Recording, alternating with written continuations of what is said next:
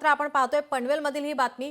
पनवेलमध्ये पोलीस ठाण्यात या आरोपी विरोधात गुन्हा दाखल आहे। अल्पवयीन मुलीवर अत्याचार झालाय। शाळेची बस चालवणाऱ्या ड्रायव्हरकडून अत्याचार झाल्याची माहिती सध्या समोर येते आहे।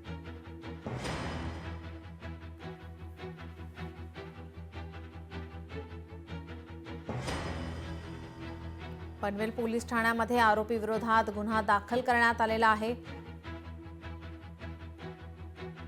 अल्पवयीन मुलीवर अत्याचार केलेल्या घटनेनं आता पनवेल संपूर्ण हादरलंय।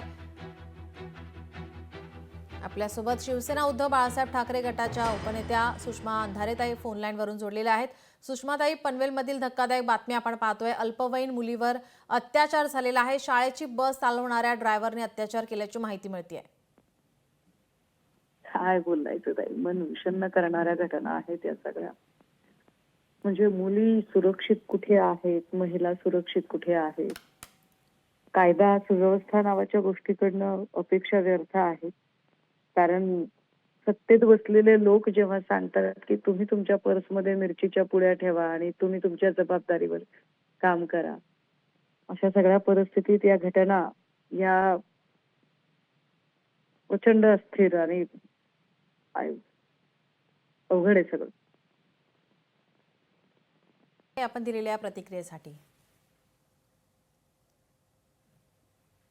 जी धन्यवाद सुषमाताई। आपण दिलेल्या प्रतिक्रियेसाठी। पनवेलमध्ये अल्पवयीन मुलीवर अत्याचार झालाय। शाळेची बस चालवणाऱ्या ड्रायव्हरकडून अत्याचार झाल्याची माहिती सध्या समोर येते।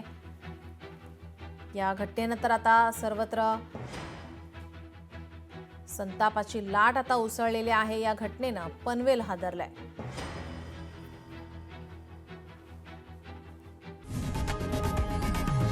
लोकशाही मराठी ऐका, पहा, जागरूक रहा।